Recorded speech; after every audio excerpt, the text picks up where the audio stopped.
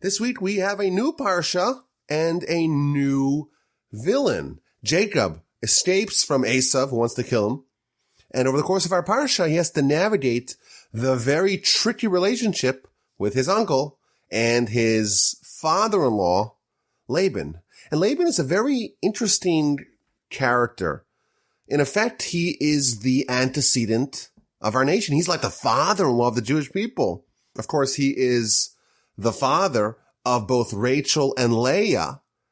And in fact, the Midrash tells us that he's also the father, via a concubine, of Bilhah and Zilpah. So the four wives of Jacob all are the daughters of Laban.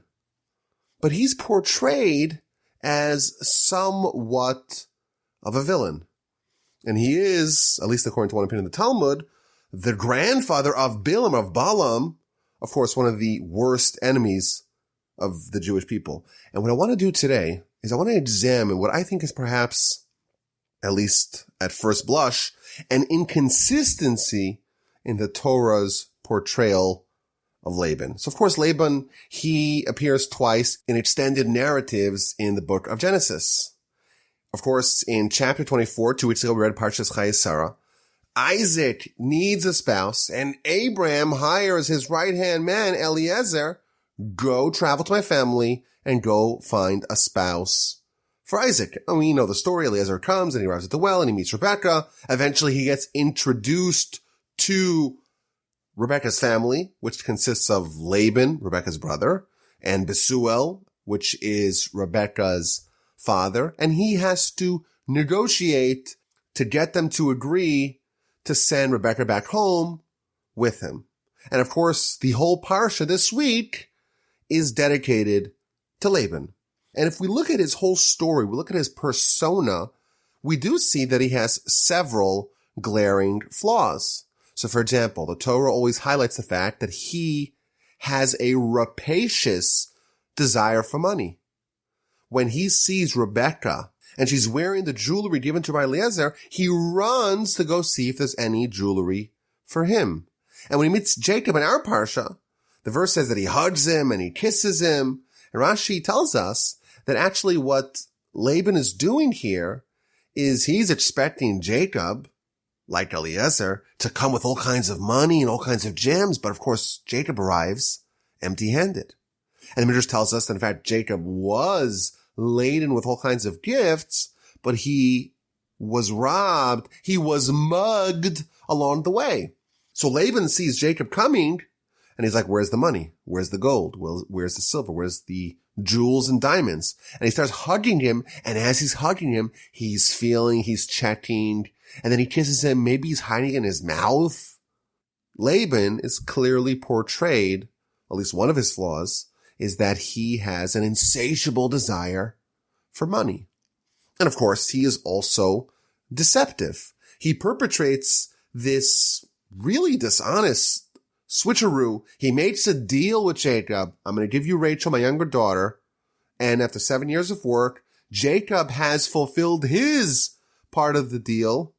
And Laban reneges and he supplants Leah instead of Rachel, despite all of Jacob's safety measures. And then when Jacob is hired to work for Laban, Laban consistently changes the terms. We're told that he changes the terms 100 times. A deal with Laban, it's not a deal. He retrades quite dishonestly. He is not exactly the model boss. Over the course of these 6 years, Laban changes the terms of Jacob's employment 100 times, which is an average of once every 3 weeks.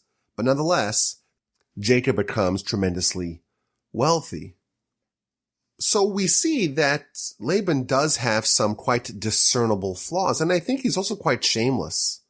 When Jacob awakes the next day and he discovers about the switcheroo, he runs to Laban, he demands an explanation, and Laban responds that, well, our custom is that we give first the older daughter, then the younger daughter.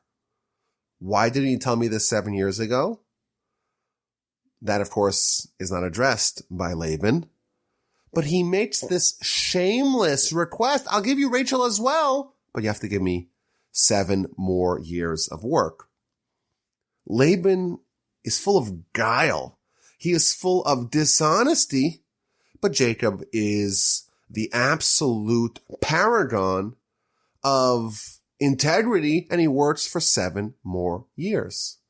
And over the course of the 20 years living together, after Jacob essentially becomes wealthy and Laban feels that he lost out, Laban becomes resentful and angry and envious. And Jacob is concerned that Laban's going to seize his family, now comprised of 4 wives and 12 children. So Jacob has to flee overnight to run away from Laban.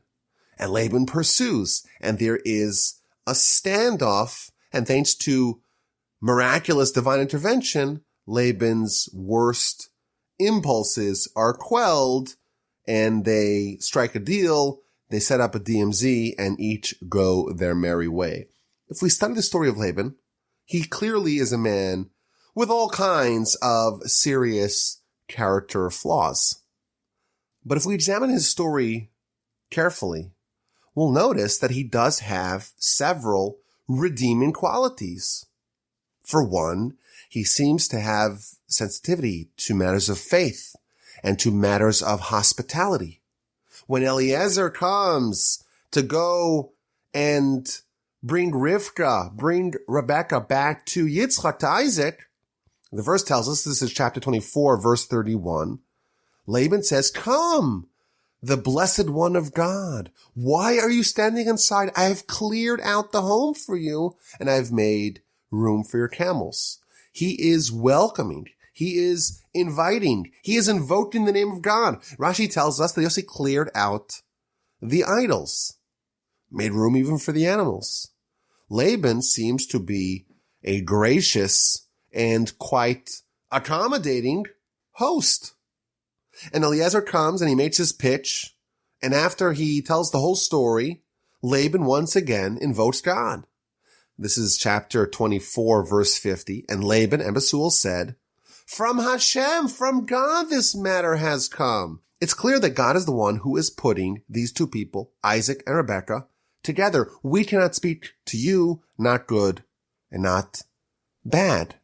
Laban is telling us that this union of Isaac and Rebekah is God's handiwork. Laban is a believer. Moreover, the Talmud tells us that this story, this declaration of Laban, is in fact one of the proofs from Scripture that it is God who makes matches. It is God who sets up this young man with this young woman. Laban clearly believed and embodied the fact that it is God who is orchestrating this union of Isaac and Rebekah. If it was fake, if it was all a show, then it wouldn't be featured in the verse, and the Talmud clearly would not use it as proof that indeed it is God behind matchmaking. So Laban is a believer. And in this week's parsha, when Laban wants to make an employment arrangement with Jacob, in chapter 30, verse 27, Laban says to Jacob, "If I have found favor in your eyes, God has blessed me because of you." Again, Laban is attributing his material success to God. He freely tells Jacob, "God has blessed me because of you." Moreover, it's noteworthy that 2 of Laban's blessings are featured in the Torah. In Parshas Chayei, when Rebekah is about to go back with Eliezer and the 10 camels back to Isaac, he gives Rebekah a blessing. "Achotenu, our sister, ati la'alfei revava, you should become thousands and myriads." And in fact, this blessing is still used today. We still today recite Laban's blessing to brides. And when he finally amicably separates from Jacob, he blesses his children and his grandchildren, and that too is recorded in the Torah. Clearly, Laban is someone whose blessings mattered. So when we look at Laban, we try to evaluate him net, in aggregate, all told, bottom line, what would we say about Laban? Well, we'd acknowledge that he has some flaws, but he has some redeeming qualities. He's kind of a mixed bag. He's like the rest of us. We have some good. We have some bad. It's kind of a mix. He was a believer. He's invoking God multiple times, but clearly he does struggle with idolatry. He's a bit greedy. He's a bit dishonest, but who's really perfect? It's hard to judge him. Maybe we give him a B-. He's okay. He's tolerable. There's definitely some stuff to work on, but he has some really admirable traits worthy of emulation too. I think that would be a safe assessment of Laban if we were the ones who had to evaluate him. But it's really interesting that the Torah has a very different verdict for Laban. Besides for his two storylines in Genesis, Laban also makes a passing appearance in the book of Deuteronomy. And what we read is quite shocking. This is during the declaration of the first fruits. When you have a first fruit, you put it in a basket, bring it to Jerusalem. This is in Deuteronomy chapter 26. The verse says, you go to Jerusalem and you bring the fruits and you make a declaration and you say, the Aramean, which is Laban, he destroyed my forefather. What does this mean? Rashi says that when you're bringing these first fruits, you have to invoke the kindness of God. And you start with Laban. Laban tried to uproot it all. Now, this idea is actually featured also in the Haggadah. Every Passover, we read about Laban. And there's, again, a very shocking verse. We're talking about how God saves us. And in every generation, there's someone, there's some force, there's some people that tries to destroy us. But in every generation, the Almighty rescues us. And then we start talking about various times in history when our nation was in peril. And we start with Laban the Aramean. Look at what he tried to do to Jacob. Pharaoh in Egypt only decreed the death sentence on the males. In Egypt, Pharaoh wanted all the males to be thrown into the Nile. But Laban, he sought to uproot the entire people. We gave Laban a B-. In the Haggadah and in scripture in Deuteronomy, we're told that Laban is such a villain. You think Pharaoh's a villain? This is a super villain. And he's way worse than Pharaoh. Pharaoh only wanted to kill the males. The women he was fine with. Laban wanted to destroy it all. And therefore he's that much worse. So of course there's a lot of questions to ponder. Why are we starting Haggadah or this portion of the Haggadah with the threat of Laban? What's the relevance to the story of the Exodus and the Passover? Whoever thought of putting Pharaoh and Laban together? What an unusual duo. And just parenthetically, what this means is that, like we've spoken about in the past, the Egyptian experience was constructive. It seems like what's happening between Jacob and Laban is a mirror of what the Jewish people had to endure in Egypt.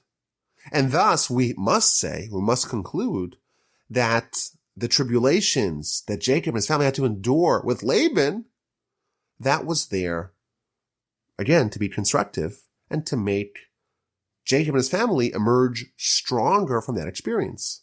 In fact, if we do examine these stories, they do seem to parallel each other. So, for example, at the end of our parsha, Jacob absconds from Laban. And the verse tells us in chapter 31, verse 22, it's the third day. Laban's informed that Jacob has fled. He mobilizes his brothers and they chase him down. And Laban finally catches up to Jacob on the seventh day. Now compare that to Pharaoh. In Exodus chapter 14, You look at chapter 14, verse 5, and especially in Rashi, it says the same thing.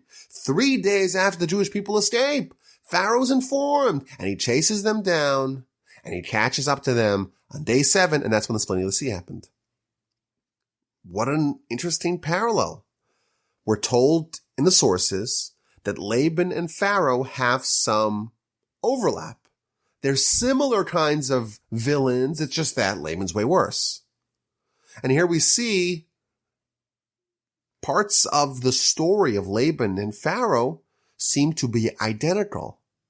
It's almost as if we could say that Jacob's escape from Laban is almost like a dry run of the Exodus. Ain't that interesting? And it makes you wonder, is there perhaps a dry run of the splitting of the sea, of the war with Amalek, of the Sinai revelation? Is it possible that Jacob is, him and his family, setting the tone, laying out the pattern for what's going to happen to the nation at large? What an interesting question to ponder. But back to Laban.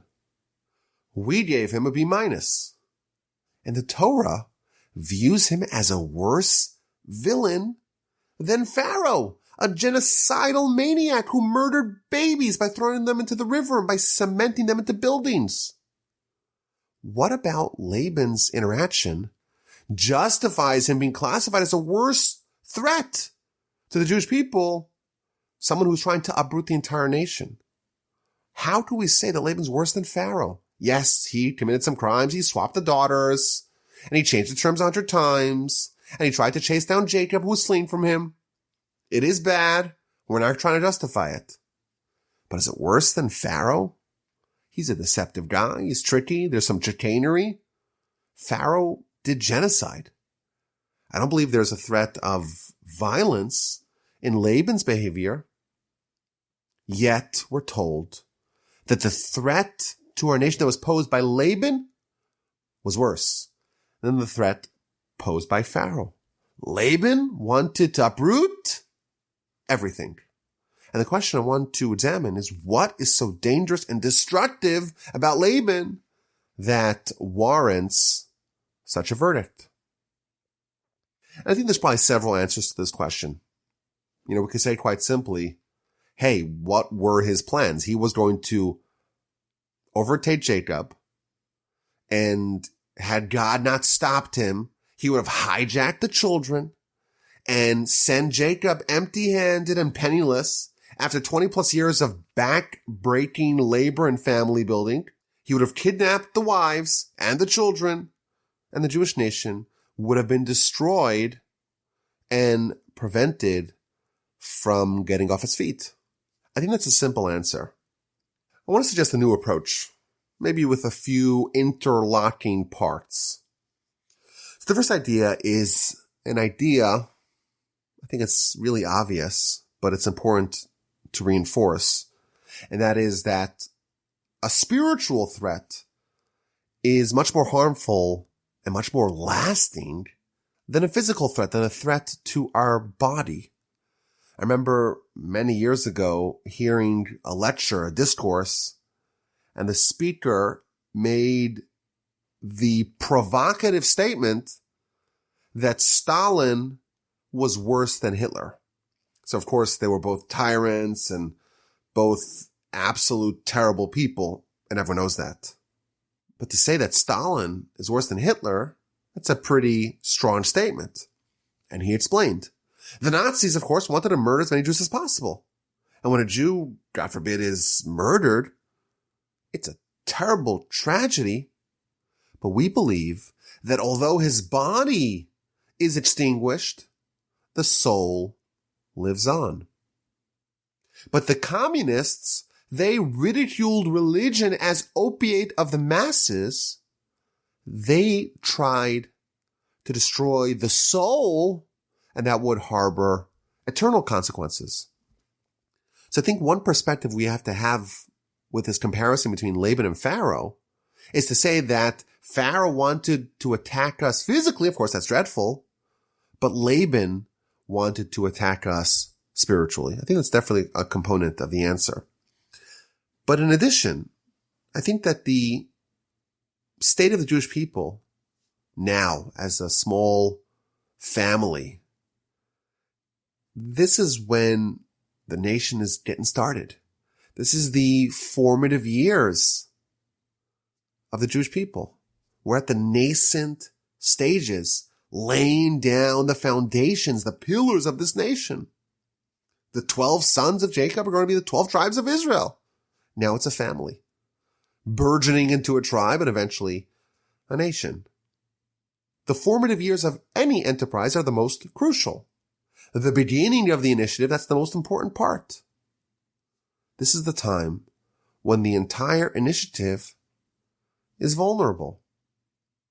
Any disruption can permanently destroy it. Once there's momentum, you have some energy already, then maybe you have some more wherewithal to withstand more adversity and bounce back quickly.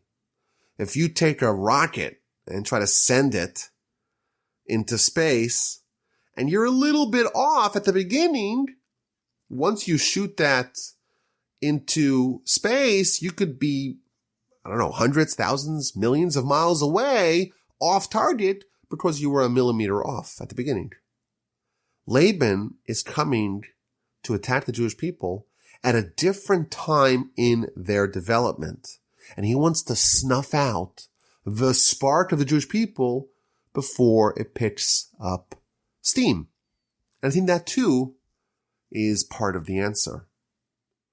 But here's the insight. The Talmud tells us that Scripture proves that it is God who puts a husband and wife together. And what's the proof from the Torah? The proof from the Torah is from Laban. Laban declares that it's God who's putting Isaac and Rebekah together. Laban is the poster child. He is the author of this quote that God determines who is supposed to marry who. Laban taught us this idea. He's the father of this idea. Yet in his own character, in his own behavior, he repudiates his own teaching. What does he do? He tries to tamper with God's plan. God's plan is that Jacob marries Rachel. And what does Laban do? In opposition to the very teaching that Laban himself authored, he swaps out the daughters. It's kind of mind-boggling. Out of all the personalities in the entire Torah, the Talmud, and this is in the book of Moed Katan, page 18b, it's brought down also in the Midrash, the Talmud tells us that Laban is the one that teaches us this idea. And specifically the guy who tells us that it's God who puts people together, he's the one who hypocritically is trying to intervene and interfere with a divine plan. How does Laban do that? How does he justify his hypocrisy? So here's what I want to speculate. Maybe we could say that Laban was very clever, and he said like this: God's in charge. But by declaring that God's in charge, and God's going to decide who marries who, Laban argued that that means that he has carte blanche to do whatever he wants. There's no free will. Free will's been obviated. God's in charge after all, so who's Jacob going to marry? Whoever he marries, it turns out that that is the will of God. And therefore, what does he do? He takes Leah, and as a big believer that God's in charge, he says, I'm going to give Leah. And you see, if Jacob marries Leah, then God's in charge. It was the will of God. Laban was someone who was indeed a believer. But his faith had a serious flaw. He was someone who used his faith to reinforce his own biases, to hammer home his own personal interests. He used his faith as spiritual cover to justify doing things that were corrupt. And this is really dangerous. Because the essence of our religion and the essence of our faith is to use Torah to refine ourselves, to develop self-control, to fix all of our character defects, to become someone who's not guided by biases. Laban is the exact opposite. He is someone who knew very clearly, in fact, he's the one who teaches it, that it's God who's in control. And that is what he used to reinforce his deplorable character of being greedy and wanting Jacob to marry Leah and then squeezing out 7 more years in an improper way. So he's using his faith, instead of using it to fix his character, he is using it to further entrench his negative character. He teaches us God's in control, which is, of course, an incredible insight. But he uses that for the opposite intent of Torah. He uses it to swindle, to cheat, to deceive, and to lie. And this extends to his financial dealings as well. He freely acknowledges that it is God who has enriched him. And again, this appears in the Torah. It's evidence that he really believed it. Yet, he changes the terms of the deal with Jacob 100 times. He retrades, he reneges upon his obligations, he tries to cut every corner, he tries to steal from Jacob. This is another example of Laban's corruption. He's using his knowledge of God precisely for the opposite intent of what its true purpose is. Instead of the knowledge of God compelling him to refine himself, he uses it to justify his predatory treatment of his employee and son-in-law of Jacob. He says, well, it's God who decides, and therefore I can do whatever I want, because after all, whatever happens is the will of God. And I find it interesting that our sages tell us that Bilam is the grandson of Laban. If you look at Bilam's character in the book of Numbers, it seems like he's the same way. He was granted unprecedented insight and prophecy, rivaled only by Moshe, but he knew the heavenly knowledge, and instead of using it to perfect himself, he used it to further reinforce his negative character. Our sages tell us in the book of Yoma, page 72b, that Torah can act as an elixir of life or as a potion of death. It could be Sam Chaim, a potion of life, or Sam Misa, a potion of death. And those two are literally opposites. How can one thing, the same thing, be an elixir of life or a potion of death? The answer is that Torah can be misdirected, can be misappropriated. Torah is about us saying we want the Almighty's guidance to improve ourselves.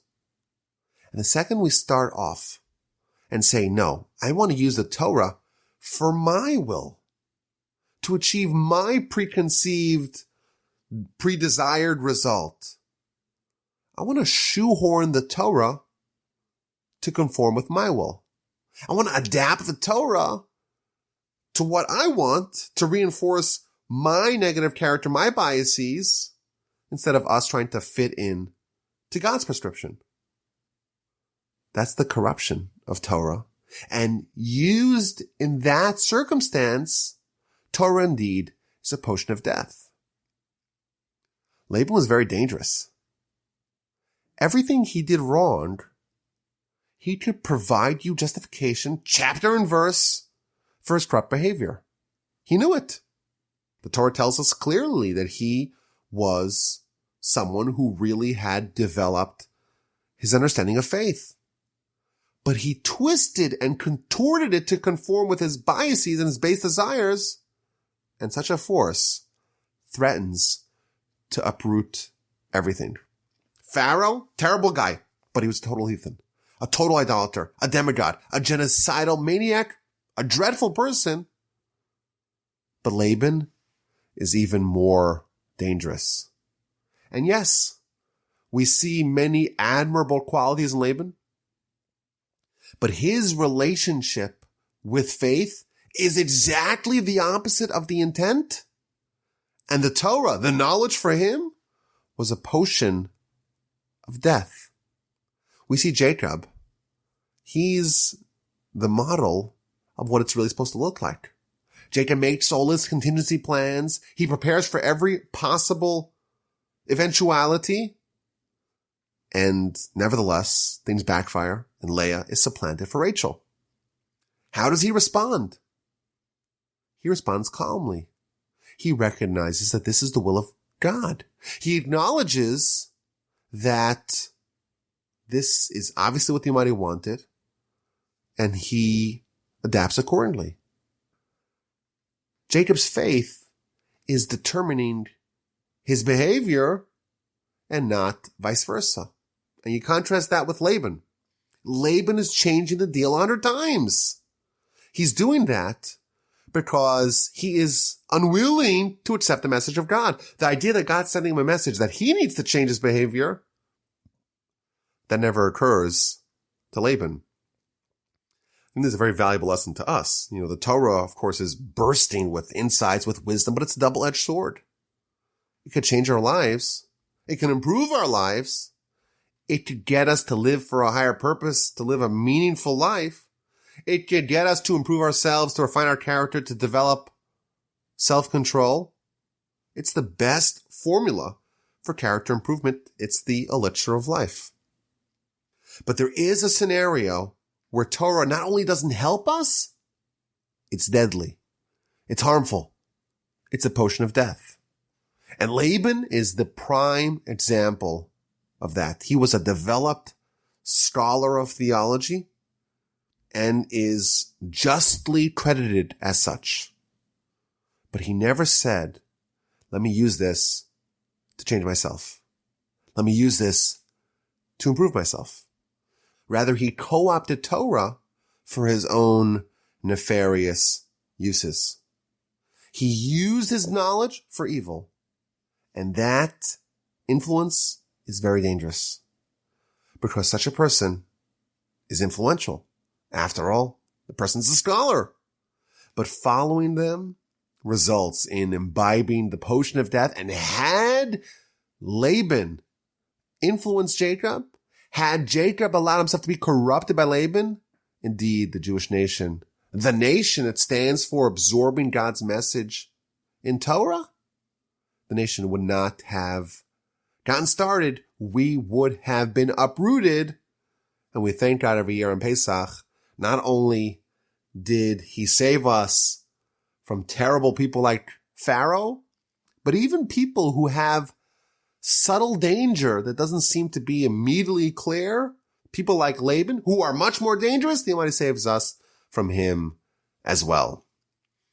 Okay, let's get to this week's A and Q. What's the A and Q for this week? So the parsha ended off last week with Esav being hell-bent on murdering Jacob, and Jacob flees to Haran. And in next week's parsha, when Jacob returns, now he has 12 sons and 4 wives. Now he has 12 children, 11 sons and 1 daughter, and he has 4 wives. And he has Joseph, who is Esav's kryptonite, and he has an encounter with Esav, and he has to navigate the very tricky meeting. He prays, he prepares for war, he makes contingency plans. But here's the question. Why doesn't Esav pursue Jacob when he's vulnerable? Why doesn't he go after him to Haran? So you may suggest, well, he didn't know where he was, but he did know. He did know that Isaac told Jacob, I don't want you to marry a Canaanite, go marry one of your cousins, one of the daughters of Laban. And if Jacob could find his way to Laban, certainly you would imagine, Esav could have found his way to Laban as well. But it seems like there's also a pattern. Just as Esav didn't pursue Jacob in Haran, similarly the nation of Esav's grandchild Amalek, the nation that maintains this fiery passion to try to kill the Jewish people, they don't attack the Jewish people in Egypt. They wait for them to be on the doorstep of Israel, and that's when they attack. Like Esav, they don't attack when we're in Egypt, when you would imagine we're like sitting ducks. They only wait, both Esav and Amalek, to attack us when we're about to enter the land of Israel.